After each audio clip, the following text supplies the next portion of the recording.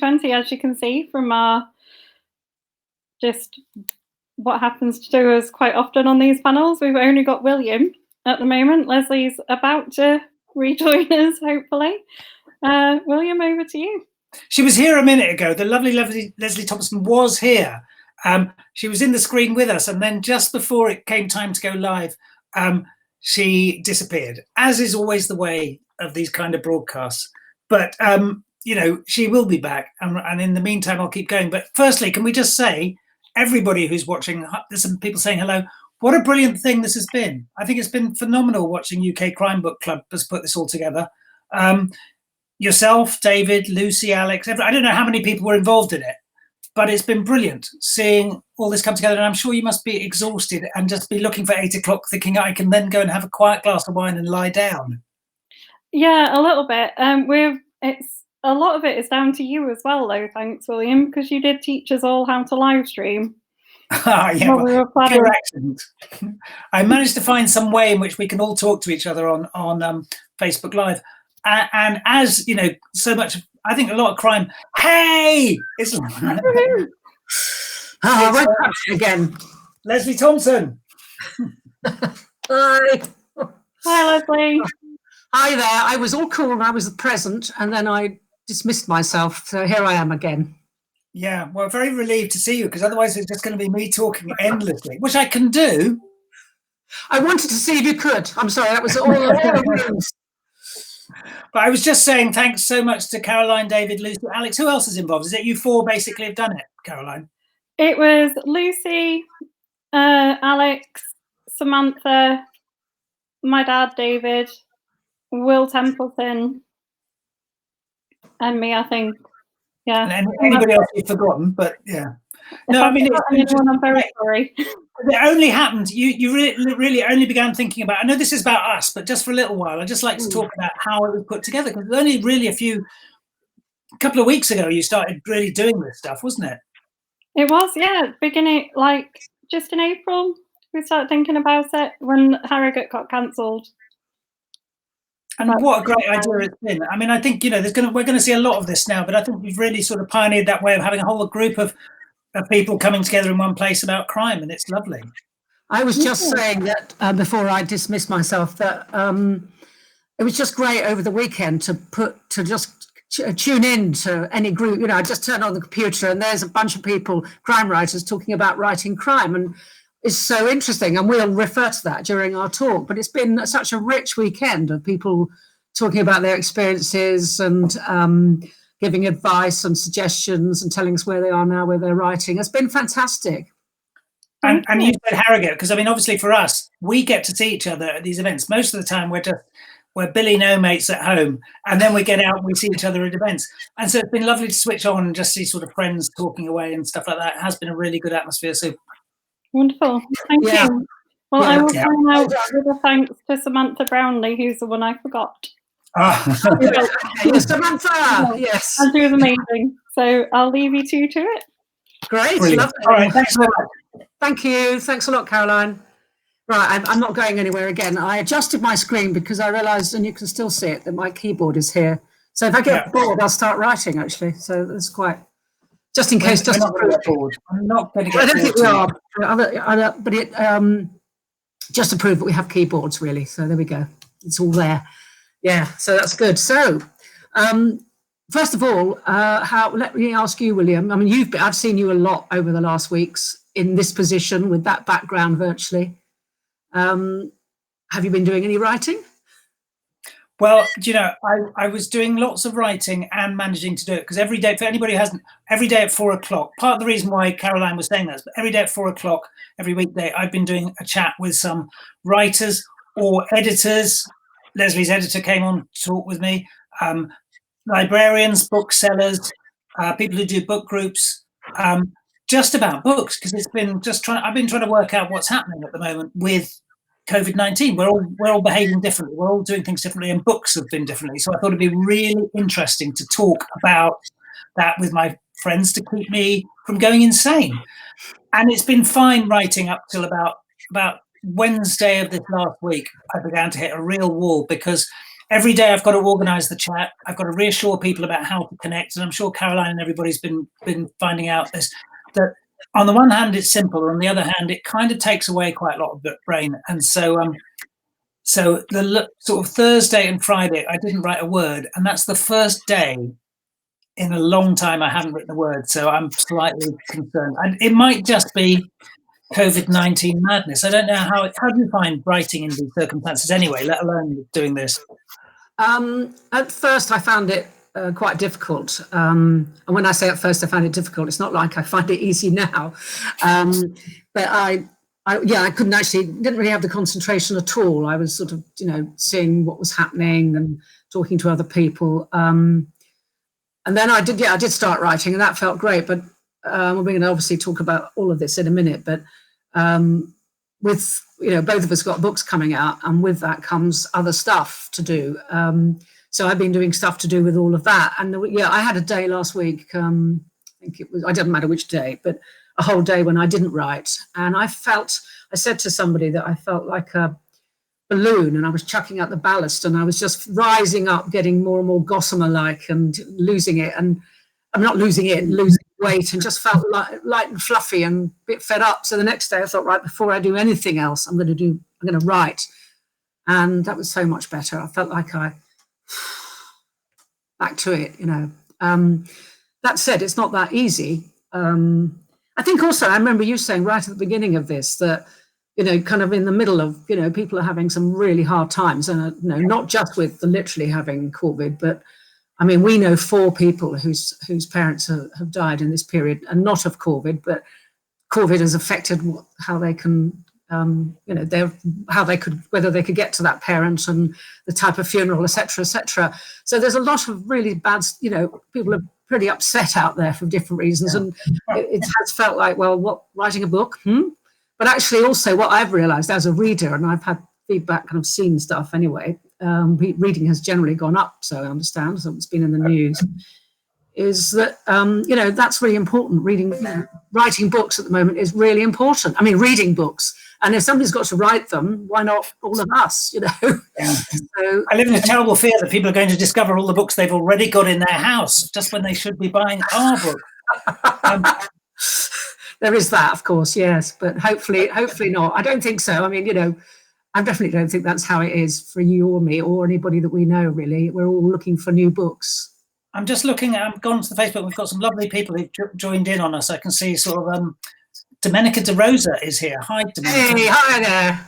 David Kilchrist. Asim. Hi, hello. And I think Mike Craven's here as well. Jason. Oh, it's lovely. Lots and lots of people. Somebody's saying hello from South Carolina. That's great.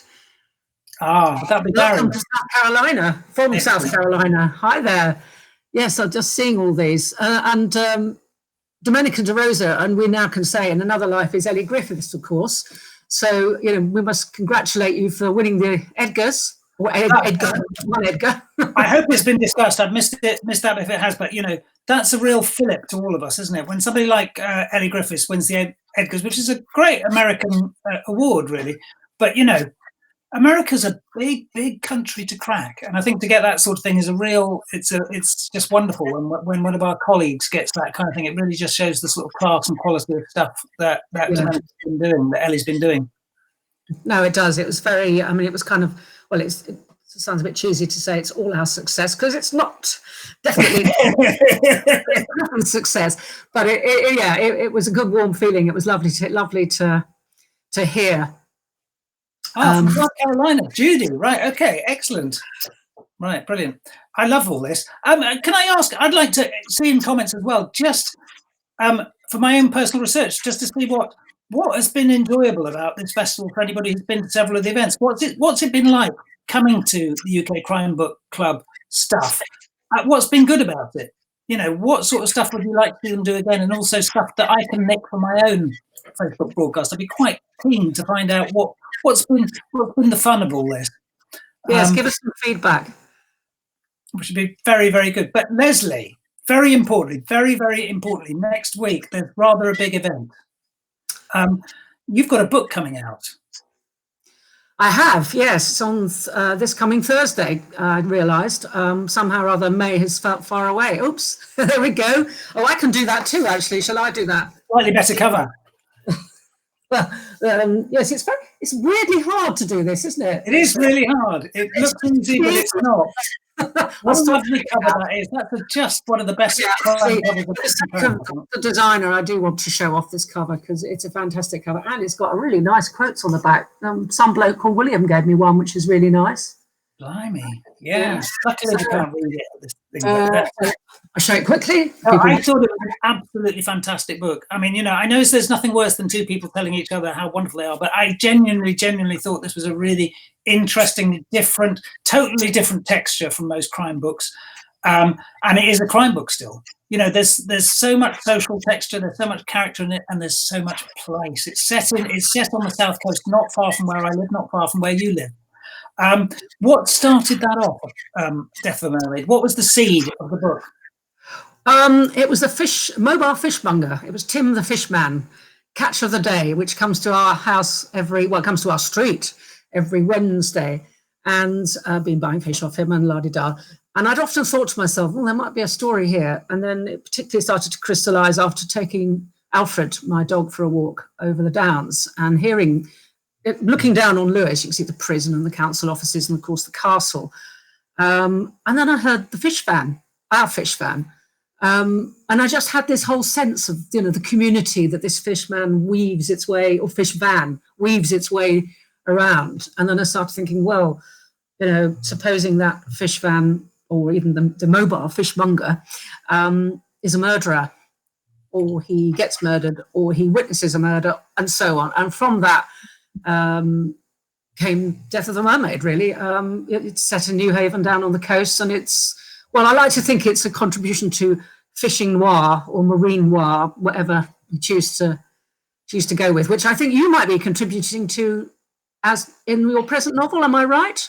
The book that I wasn't writing over the last few days includes a bit of trawler work. And there seems to be some sort of weird synergy sometimes about the stuff Lesley's writing, sometimes the stuff Domenika's writing. We find ourselves, say, what you're writing about? You say, oh, yeah, I'm just writing about that too.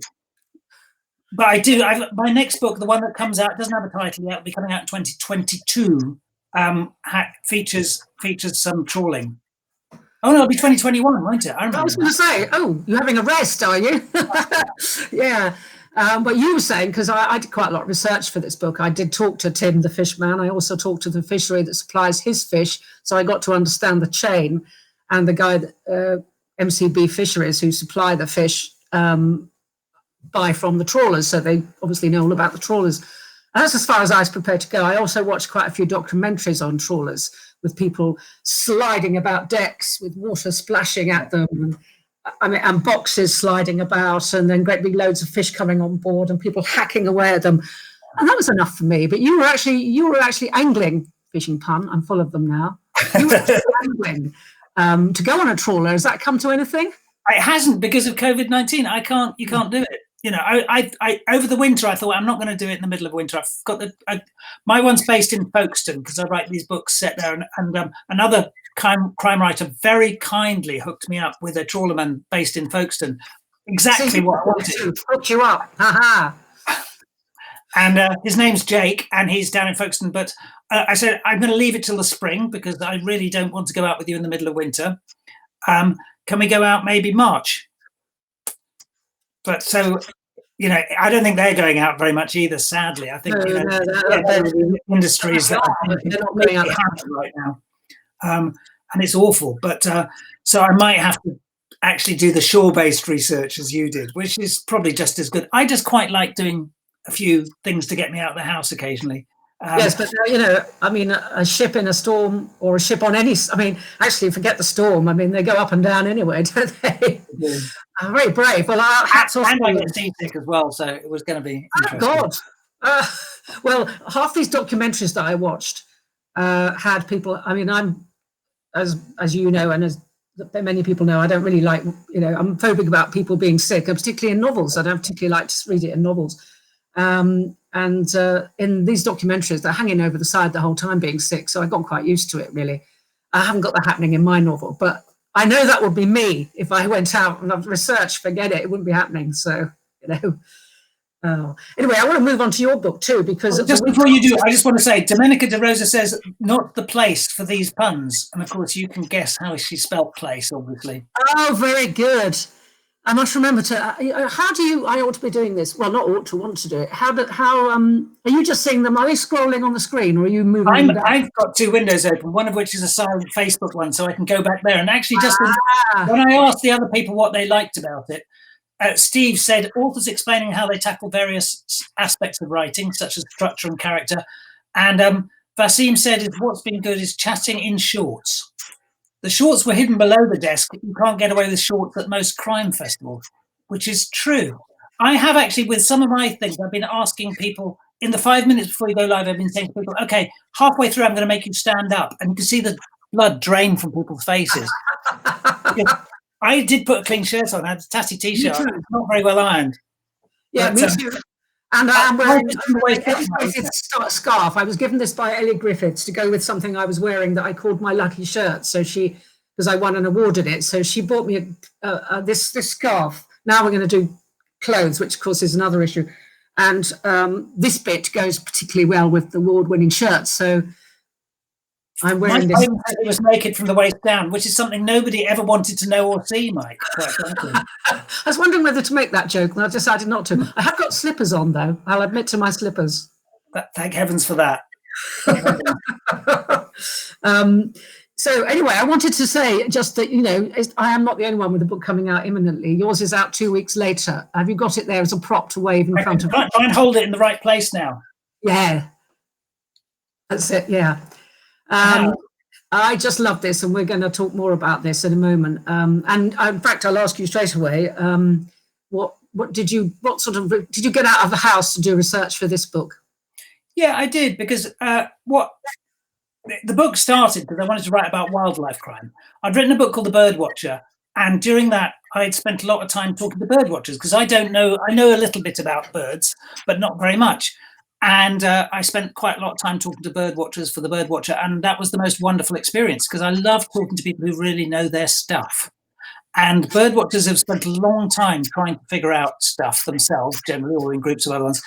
And there's something really great about that sort of knowledge you build yourself. You know, it's the same stuff with the sort of fisheries stuff in your book. And I wanted to do it again. And I wanted to talk about, I knew that all police forces now have wildlife crime officers attached. And to deal with things like fox hunting stuff, or just animal cruelty, or all sorts of things, you know. And so I thought, well, I want to do that. So I met this person purely by accident, who was one of the first wildlife crime officers, and he said, which crime would you choose? All that, and he said badger crime. He said that's the most fascinating, and he was really right, because badger crime is related to all sorts of things. Partly it's to do with rural traditions and rural way people do things, but also house building. Because whenever you build a house anyway, generally, if it's in a field, you've got to move badgers, and that's a really hard thing, because badgers are protected. And this sounds a really weird thing to do for a crime book, because badgers don't really fit excitingly on the cover lines of crime books. But actually, it was fascinating. So I started with badgers, and I spent a lot of time trying to look at badgers, on badger watchers, and speaking to people who knew about badgers, which was a real privilege.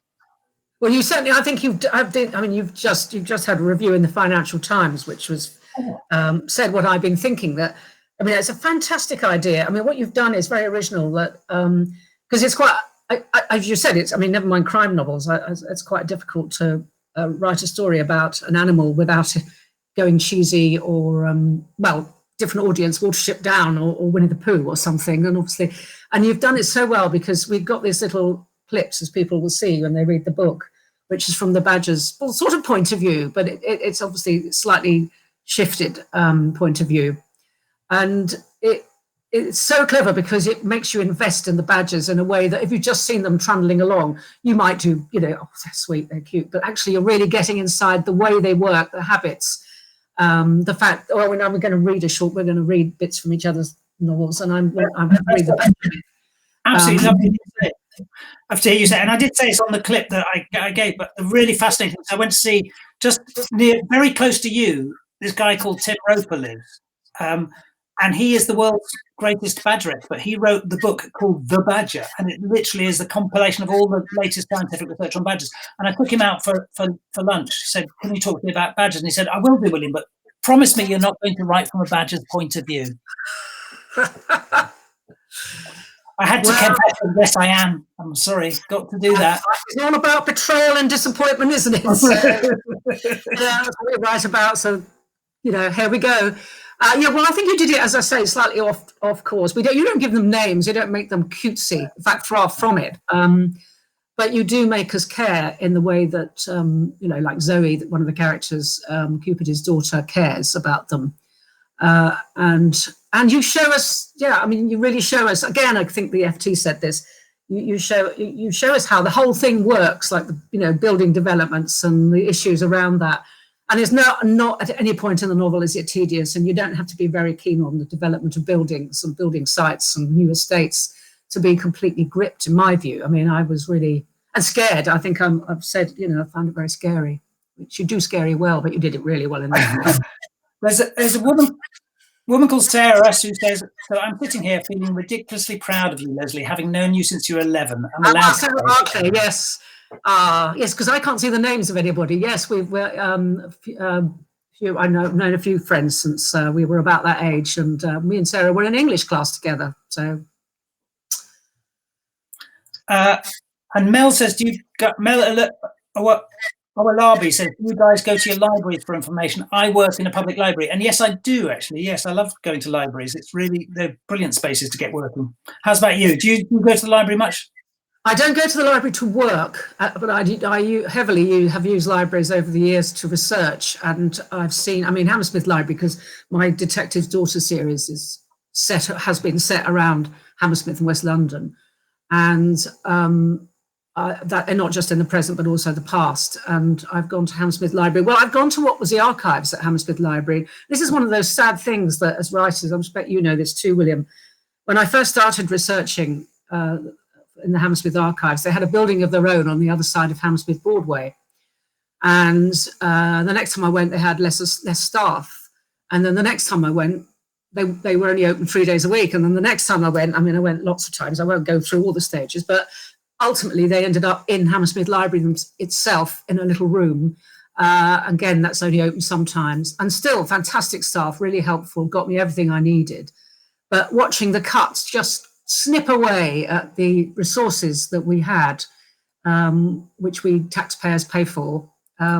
It's been, tough, and I've acknowledged that in my novels. I want people to know libraries, whether you go there to read or you go there to research or you go there to keep warm and then you read, are fabulous places, and they've been very supportive to us, haven't they, as writers?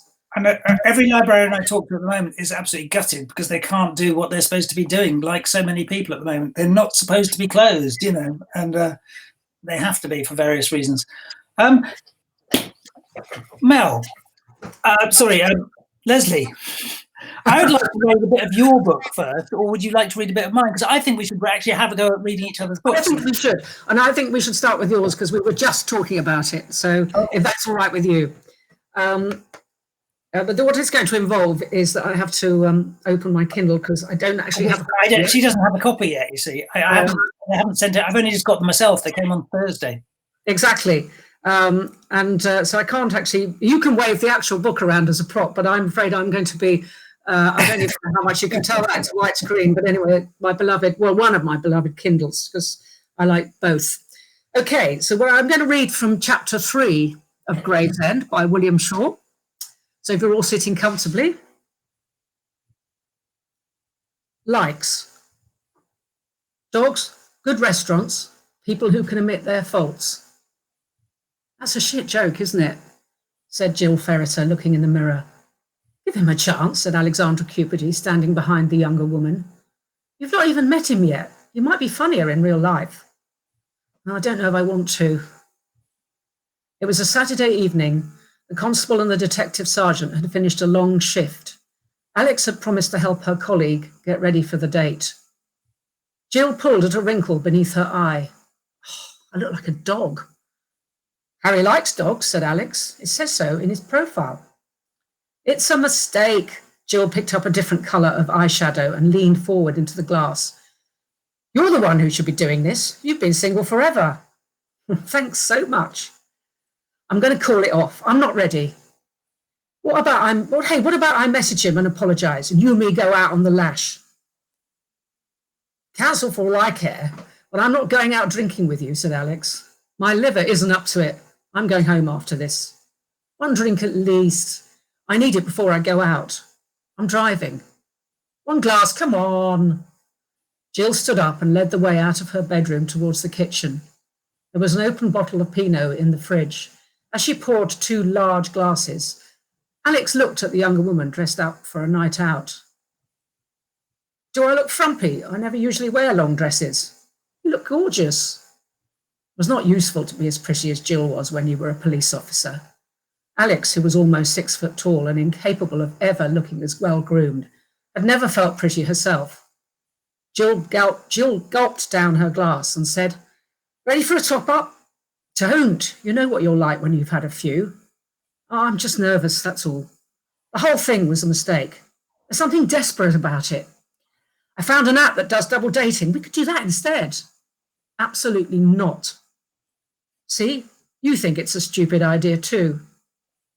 Alex held the glass to her lips and tasted the wine. Jill disappeared into the kitchen to refill her own. She re-emerged, checking her watch. God's sake, I'm supposed to be there in 20 minutes. We'll be late. One of the toughest coppers Alex had ever known had worked herself into a bundle of nerves. Thing is, Alex, men I meet who are my age are so immature. I don't know why I bother. I'm an independent woman. I own my own flat and everything. I should be perfectly happy without a man, shouldn't I? Jill lifted her glass and emptied it a second time. Chapter 4. People stink. Even underground, they stink. The set doesn't need another entrance. There are over a dozen old ones, but the one he uses the most has been blocked. Other badgers use other exits. That one was his. To use other exits meant crawling through other tunnels. Only a few weeks ago, when trying to use an entrance he'd passed through many times in the past, the group's younger male, a three-year-old, bit him on the arse, drawing blood. Since the fight, he'd avoided that route, staying out of the path of the younger, stronger badger. If he went the other way, he would have to go past the angry sow protecting her cubs. It was easier to move earth. So he digs now, a tunnel he's been working on for weeks, every day shifting soil, depositing it outside in untidy piles beyond the other entrances. The digging makes him hungry. He's spending too much time deep in the safe soil, not enough outside searching for worms and beetles. But the dark is reassuring. Darkness is his element, protecting him. It is light that is dangerous. Today, the hunger begins to rouse him early. It is hours before he dares to go outside. The 2 cubs are shuffling somewhere down the tunnel. They are hungry too. Fatten or die. And then the dull noise of footsteps above jolts him fully awake. The humans are back. They are close. He lies still in the darkness. In another chamber, he hears the old sow and her cubs moving. They have heard it too. Tonight he will dig some more, bringing old earth up to the surface. The soil here is sandy. Tunnels collapse and have to be redug. He digs deeper. This is not the usual scent, though. Below the surface, there is an old stink of bones. People stink, even when they are underground. Footsteps again, closer. And then a noise he doesn't understand. Stop what you're doing. You're under arrest. Well.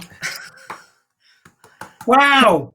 Steve Manoz just asked, how does it feel to hear your words come alive? And it sounds amazing, a brilliant reading. As several people have said in this, Alex said, great narration, Lesley. And that was beautiful. And it is just like, I know it's very self-indulgent, but in your own head as a writer, you get very bored of what you write to a certain extent. Do you know what I mean? So when somebody comes out and reads it like that, it's lovely. Thank you very much. Well, I mean, I've said this to you at other events and in person, that you write very good dialogue. It really comes off the page. It's actually, I mean, I'm not an actor and I won't pretend I was, that somebody else could have read that better, but it's actually easy to understand how they would talk, how they would express something. I get slightly concerned. I mean, she downed 2 large glasses of wine in that very short scene, didn't she?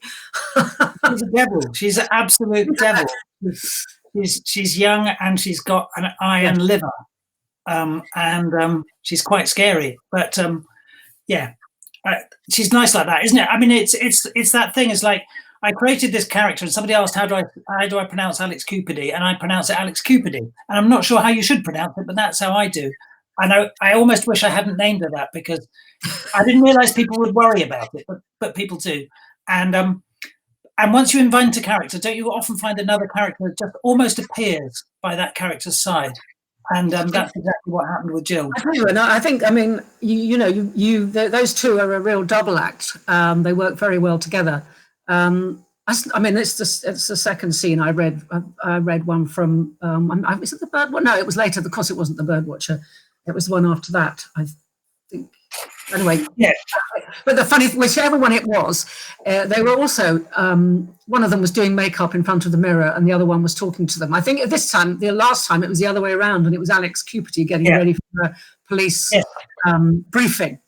But you've obviously got quite a good way of, women in loose. You obviously know about this sort of thing because you do it very well indeed. I grew up with 2 older sisters. It helps, doesn't it? I think it would, yeah. Well, I think so. I mean, you actually, to broaden that, and a serious point, you do write women very well. And that's not to be patronising, but it's. I think it's interesting. I think we've got similarities. I mean, your book, Death of the Mermaid is dedicated to Domenica De Rosa, Ellie Griffiths, who's hopefully watching and things like that. Another person, character-based crime fiction, and I think there's a real appetite for those sort of scenes of characters, because we got to know you really first through the Stella Darnell series, which are entirely about characters, and then the characters you kind of wish you knew because they're real in their eccentricity. Do you know what I mean? Stella Darnell is the daughter of a detective, and she's also a cleaner, and she's got so many sides to her characters, and she's quite strict. And as the books grow, they're surrounded by these characters like Jack, who've all got their own sides. None of them are normal. None of them are sort of cookie cutter characters. Is that just the world you inhabit, or do you think very hard about that when you're bringing new people in? I think it's a bit. Well, I mean, it took me about 7 books to realise that there's quite a lot of Jack and Stella in me, or the other way around, whichever. No, that's right. It's the other way around, isn't it? I hope. So there's some of that, I think. But I think also I'm drawn to people who are a bit unconventional or just think outside the box. And, I mean, and writers generally do that. So here we are, And I guess also when I'm reading other people's books, I'm also drawn to, I mean, we've just mentioned Domenica De Rosa writing as Ellie Griffiths. She's got the fantastic character Cathbad, who's very unusual as a druid. And floats about in a gown, and I'm sure it's called something, not a gown, but anyway. I think personally I'm just interested in people who aren't usual, who don't fit into all those marketing boxes. But also, I don't think people are usual. Do you know what I mean? I bet if we were to go and speak to everybody who's now currently in my right-hand column of my screen commenting on this, if you speak to them for 5 minutes, nobody fits into a neat box, do they? Do you know what I mean? And I think that actually it's about whether you're the sort of person who's interested in finding out about the other shape that people have, and then how it impacts on crime, which is completely what Death of a Mermaid is about, isn't it? It's about a group of characters who knew each other as kids, and the various things. It was something you do a lot in a very nice way. You have those 2 layers, 2 time layers. If you read Lesley Thomson's books, you'll see very often it's about the time and the present and the past interacting in ways, and kind of. There's almost always these 2 storylines, and it's really important in Death of a Mermaid. Tell us about the word mermaid first. Where does that come from in Death of a Mermaid? And then I'd like to read a bit. I thought you were going to ask for some definition of going back, sort of. But I see you mean with it, yeah. got you. Yeah, who are the mermaids in Death of a Mermaid? Yeah, got you. There's 4 girls who all went to school. Went to a convent in New Haven, and the convent. It was a convent in New Haven, but actually it was bombed in the 1940s and it was evacuated. But in my novel, as we often do, I've kept it alive into the 80s. It's still going. So it's alive in my book. And these girls were all at school in the 80s, and they all had it's a Catholic convent. They all had a very different relationship to Catholicism, and particularly 3 of them, who are finally the mermaids. And there's Tony, who becomes a police officer as an adult, but as a child she went to this particular convent because her parents thought it was a good school to go to. So they converted to Catholicism for that to happen. So she never really took it seriously. She kind of skated along the surface, but very cynical, kicking up in most lessons, etc. Then there's Freddie, who's the daughter of a fishmonger, a big fishery in New Haven, and they've been Catholics for generations. And then there's finally Mags, who's also Catholic and remains Catholic in the present day. And they become mermaids because Freddie comes from this fishing family, and her mother's got the sitting room decked out a bit like a grotto. It's got aquarium in it, and it's got sort of green plastic over the windows. And her mother loved this film, so she got all her kids watching it from an early age. So it's imbued in Freddie's blood, and therefore she shares it with her 2 mates. And the 3 of them start off as teenagers young girls watching Disney's Little Mermaid, and it's very specifically based on that. And then as they get older, they start, having a drink while they're watching it and taking the piss out of it and putting a rude commentary onto it. But however, and as adults, it stays with them, but then they meet as adults, and that's what their reference point is. Can I read a bit of it? You could. That would be lovely, William. I've now got quite a high bar to meet here, I'm afraid. Oh, rubbish. I'm going to read from the prologue. I'm going to put my reading glasses on and approach the screen. So, prologue. Prologue. It's real. Buffeted by the wind, a woman picked her way down the cliff path. A sign on the shingle warned, "No safe access beyond this point." Icons showed 4 kinds of danger: falling rock, slippery surfaces, rocky foreshore, and deep water with high tide. The sun had set. The sky towards Shoreham was washed pink. 4 dangers, or 5. The grille across the entrance to the battery was open. The woman had to look twice to be sure. All her life it had been barred. The mermaids used to scare each other with making up what lay within. They knew the layout from history lessons. Gun chambers off a passage, apertures facing the sea. They'd imagined a skeleton on a heap of ammunition that was used to fire at Napoleon's ships. He would be a lovelorn soldier who'd killed himself and was never found. At first, the tunnel was pitch black, but bit by bit, the woman orientated herself and shapes resolved into doorways into the chambers. As fast as this vision excited her, it dissipated. She felt the enormity, a plummeting realization of her mistake. She was no longer 17 and in love. The gravelly trawl of the sea ground into her thoughts. If she left now, she'd be caught. Swiftly, silently, she pulled shut the grille behind her. The padlock hung loose, but in the dusk it would not be obvious that it was unlocked. She groped back down the tunnel. The walls were wet, not with seawater or rain. Neither would penetrate into the heart of the cliff. It was the slime of centuries. She clutched her crucifix and made herself retreat to the end of the tunnel. She hid in the furthest cell. The light was dwindling, the shape of the gun sighting blurred. It was as if reality had retreated with her. She had come to redress sins. Instead, she was skulking in a tomb with her secrets. She crossed herself. She felt a warm grip around her neck. She tried to shout. Something was stuffed in her mouth. She went to prise off the fingers, but snatched at nothing. She fought blindly, kicking, unable to slither out of the iron-like grasp. Whatever was in her mouth blocked her nose. She heaved for breath, but her lungs found no air. Where is it? A grating question, like the shingle dragged by the waves. She had vowed to be unafraid of death. When her time came, she would welcome Jesus. Except, not now, not yet. Thank you. Yes, well, same. It's so gripping. Brilliant. It's brilliant, and it's gripping, but it's also just like it's got a real pace of a big novel, because it's about these characters in this place, and you really get involved in the whole. You really want to be in this place. Something terrible's happening, but you really want to be in New Haven, which is an achievement in itself. New Haven is a lovely place, but you really want to be part of that story. New Haven needs to be loved. It does.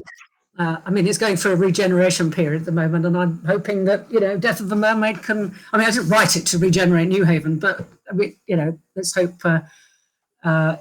it plays its part. I was going to do an event at New Haven Library, and that obviously. Another of those things we had cancelled. There's also this thing that I found really, when I talk about these wonderful eccentric characters, they do things that are unusual. They live in unusual ways, but they make sense. One of your characters, which I really liked, owns a pet hotel. It's it's like a small kennel almost for small furry things, isn't it? Where did that idea come from? Now that that came from my friend Jane, who runs a small animal hotel in Lewes called Creature Comforts. There's a plug. Of course, it's not happening at the moment. And it's for animals who go on holiday. The animals. Well, they do go on holiday. That is kind of the point. Their owners go on holiday, and the animals have to stay somewhere unless you have a babysitter. And small animals, though, so anything from I'd never heard of a daegu before, which is a tiny rat creature, but a gerbil, hamsters, rabbits, cockatoos. I won't go on. The list is endless. Reptiles too. And she looks after them all, and they come again and again, and she sends postcards to the owners telling them that they're fine and stuff like that. And just the whole way, she took me on a tour of it, and just the whole way she thinks about it. She tells the stories very well, had me roaring laughter, and I just thought, that would just be such a great thing to do. You try not to laugh there, you look as if you are. No, I think it's great. I think it's lovely. Because again, it just makes me totally believe in that character. Do you know what I mean? They're not just another person who just do the shopping or do this. Like all of us, they've got a life, and it's a really clever way of making people completely invested in people when they do things that are totally plausible but imaginative. And I think there's a question actually about that as well. So it's, where did Jack come from? Now, Jack is the other character in your detective's daughter Stella and Jack series. Where did Jack emerge from? Well, that is a good question, and I am slightly nervous that it did emerge from me. Ellie Griffiths famously said, well, I'm going to say this, I'm terrible at this, because she would be able to quote what she said word for word, and I'm going to get it wrong, because she can just quote anything. You press a button, out comes Shakespeare or Thomas Hardy. But it was something along the lines of, when I first read of Jack, I locked all my doors, and after a while, I hoped I would be in my wardrobe. And I've told that so badly, I'm going to stop right now. I should never have done that. I think Jack is probably a dark side of myself in some ways. I don't know anyone like him. I've seen Jack lookalikes. I was sitting in a tea cafe place near. It doesn't really matter where it was, down by the sea somewhere. I've completely forgotten the name of it. Seven Sisters round there, and I was sitting and I just saw this young man. This is about 10 years ago, more, whatever. And I thought, you're Jack, but I had Jack by then. I was writing him, so I had got a bit of a visual sense of him as being tall and dark-haired. But Will Dean was saying earlier today, finally what they look like doesn't concern him, and it doesn't really concern me. But I think that, when I was young, I used to like hiding under tables and listening to conversations and writing them down with my friend Tessa. We used to trail people in the streets. We were spies and things. And I think that's all kind of, I think that's still there at some level. And now I can write a character who slinks about and hears things and makes decisions. He's got a mission. He's trying to find murderers and stop them murdering or have them punished if they have murdered. But I think that it's probably me at some level, I think, actually. And you know, same to you. I mean, where does I know where Cupidity comes from in terms of whose daughter she is, and that's very exciting in itself. And I don't think I'm giving much away to say that she's the product of your Breen and Tozer series. Yeah, she did. I like that connection. I'd written a couple of characters in a previous series that was set in the 1960s, and when the book, The Birdwatcher, was about a different character, William South, and suddenly a detective appeared in it. And the moment she did, I kind of knew she was the daughter of this other people, which made her quite spiky because her mother's quite eccentric. The mother from the original book is quite a self-made person. And I think those people who have to define themselves, who don't fit into their own families, and they're very different, and some people sort of seem to make a huge generational change away. And that's one thing for that to do. But what if you're the daughter or the son of that person? You then have to carry a lot of different things because your parents have a very different worldview. So she, like her mother, she's very similar to her mother, actually, but she thinks she's normal. Whereas her mother knew her eccentricity. I don't know, I haven't explained that very well, but you know, it was great knowing exactly who she was because I had already written her parents. You know, it's also partly from me, you know, like she's a mother, and I'm thinking about parenting. She was, you know, I think parenting teenagers is an interesting time in anybody's life. And so I wanted to capture that and bottle it. So that's defined who she was as well. You do that extremely well. And I'm a great fan of sagas, so I like the fact that if she makes a reference to her father or her mother, we know who they are. You know, we know, well, if you've read the books, you know who they are. And it doesn't matter if you haven't, because there's, you know, but it's just that it's nice having that little bit of information that, you know, because you kind of know their history. You were there with them in some ways, like knowing somebody since you were 11, for example. And somebody, I haven't got a name for it, it's probably somebody we know, says, both of you write about detectives' daughters. I've only just realised that. So have I. I haven't realised that. The Detective's Daughter was a massive, massive, massive book. I mean, all your books are successful and that sort of thing. But and you come off the back, your book before that had won the People's Book Prize. And it sold, I think, you know, 250,000 copies or something like that, didn't it? The Detective's Daughter, am I right there? 3/4. 3/4. Sorry, I'm not right there. I've divided it by 3. Must be a wonderful thing, but that must feel like a tsunami behind you when something like that happens. It's kind of funny. I think that it starts to feel real, and this is, I'm sure, true for you when we're doing this sort of thing. And there's people out there who have read stuff, and we're talking to them. Otherwise, it's not that real, you know. I mean, in the sense of, I mean, you don't have this sense of being great crowds out there who have read your book. It's kind of, you know, it's lovely, obviously. I mean, I wanted to write since I was about, 5. And was writing stuff, you know, and it was disappearing into an attic wherever I happened to live. So yeah, it's lovely that you know, to be read and to have that relationship with the readers and people we're seeing coming up on our right-hand scroll here, or right-hand for me anyway. And I see that actually Ellie Griffiths has given us the correct quote, so people can see that afterwards, but about what she said about Jack in the cupboard. Here we are. I used to be worried Jack would be hiding in my bedroom. Now I hope he will. You see, that was much better, wasn't it? See, if I'd remembered that properly, one line. One thing I thought about around Gravesend is it's all about, you know, this development that's being built, and it's obviously Badgers is central to it. But actually, there's a lovely parallel with the fact that the Badger is a builder. Yes. Yeah, it was about, I mean, one of the big themes about this is about home, because badgers, if you talk to anybody who understands badgers, one of the extraordinary things, they've survived. They've been here on this island for 250,000 years. We're very, very new to the party compared to badgers. And they're incredibly dogged, incredibly defensive of this idea of home. And now home is a very important thing for all of us now, and we're discussing it in ways that can become quite toxic. But also, we're not allowing lots of people to have homes. You know, I think housing in this country is a complete scandal. So building homes is important. And I just thought it'd be quite good to just gnaw away. Well, crime book, obviously it's got to be entertaining, but I quite like having those other things going around in your head that, you know, we don't share out our homes very evenly in this place. We defend our territory quite hard. Badgers have always defended their territory. They're a species, if you want to sort of understand the survival of the fittest sort of thing. Badgers are phenomenal. They fight like anything. If you cannot move a badger set, if you can't go up there and try and move, they will tear you apart. You have to really, you have to sedate badgers to move them. You have to give them a new home, otherwise they'll come back. You know, their sense of territory is phenomenal. And that seemed to go with the way in which a lot of us have begun thinking in this country as well. We've become quite territorial and quite defensive about our own space and things like that. So it seemed to slot together. And I just love it when you start looking at things like a secondary theme in the book and it suddenly begins to pay you back in that kind of way. Because I hadn't connected, you know, badgers were a sort of a problem for housing estates. I didn't realise how they fitted together. The moment you begin looking at housing estates and badgers, there's something the same. The badgers are just doing the same thing as we're doing. They said, give me my home, get off it, you know. Anyway.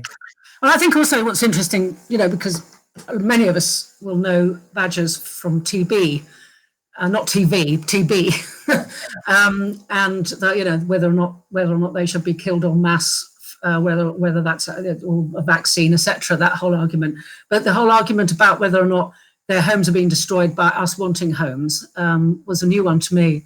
And you know, digging. I'm not going to give anything away here, but digging tunnels and burrowing is a theme which recurs through the book very naturally, but it's very pleasing, I thought.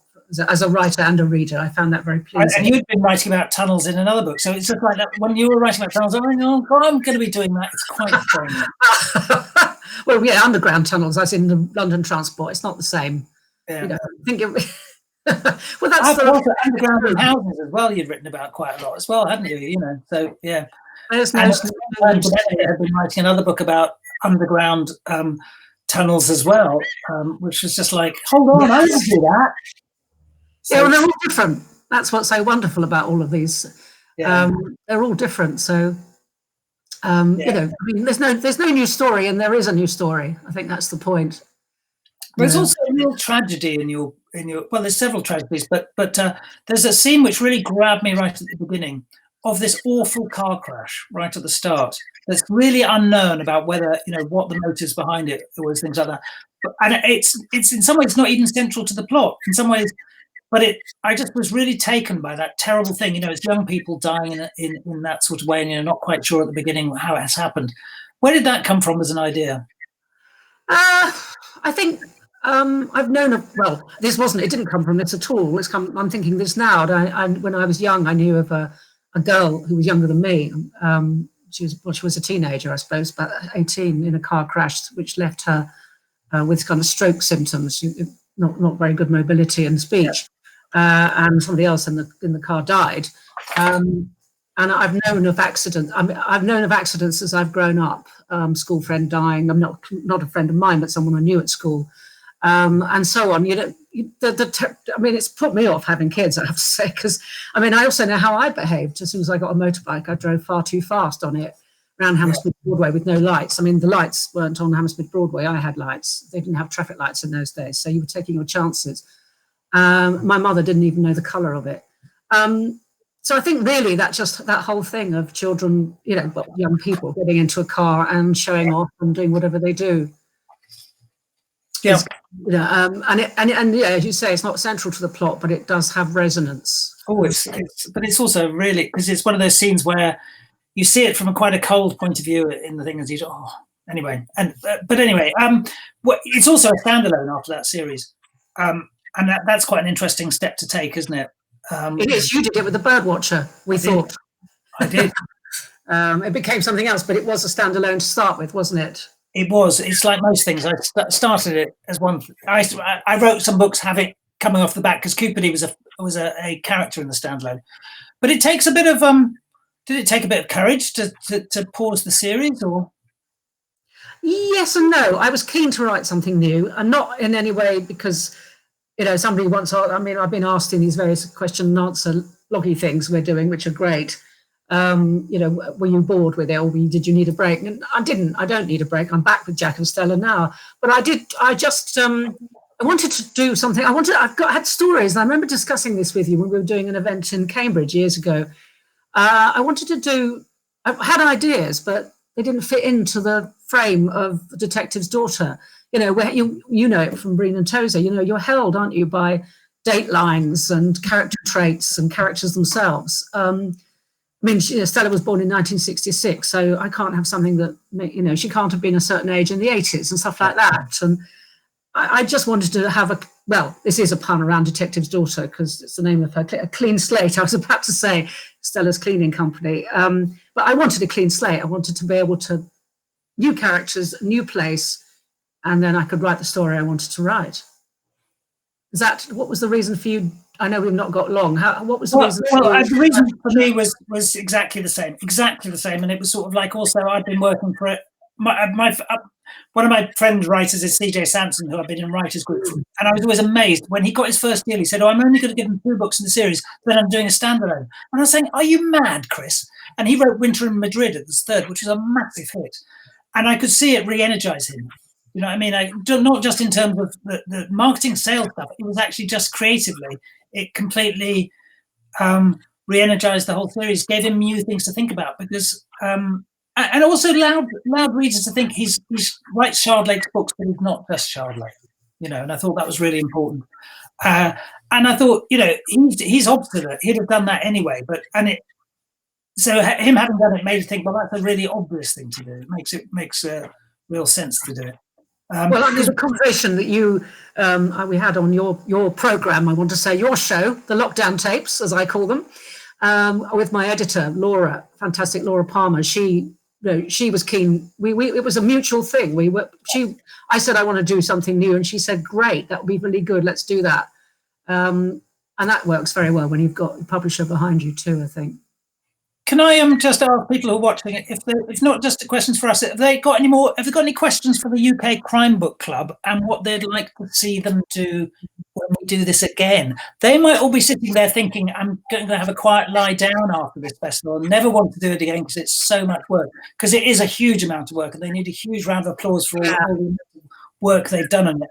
But if there's any of you who've got any other people who'd like to see appear on this or any other things you'd like to see done on it, now's the time. I'd quite like to see that, but it's been a real blast being part of it, hasn't it, Lesley?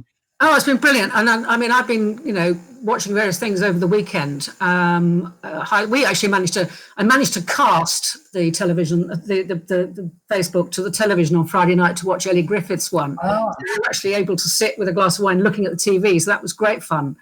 But they've had some really good stuff, and I believe it's all going up on YouTube, isn't it? So people who've missed things can see things again, like Mark Billingham was on last night.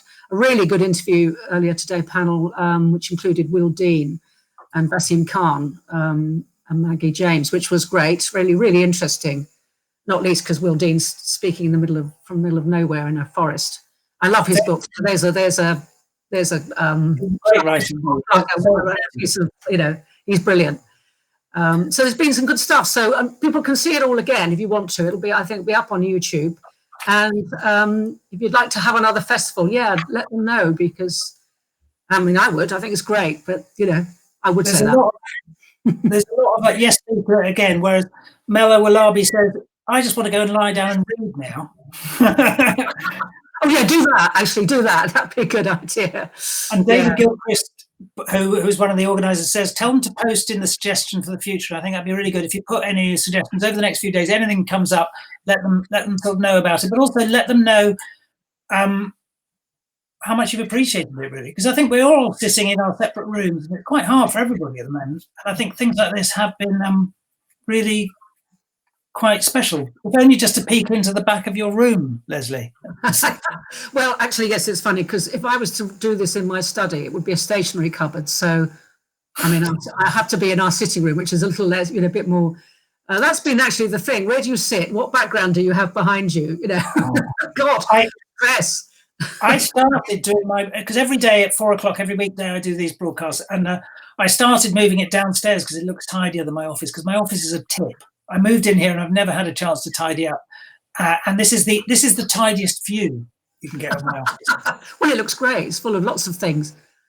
So I'd Club Europe Express, but anyway, I won't start reading out the things behind you. But yes, the things you have to think about when you're doing these things: what to wear above and what's behind you. Yeah.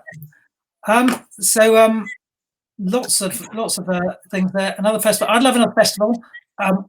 Alex Hawley interviewing Val McDermid. Yes, let's see that. And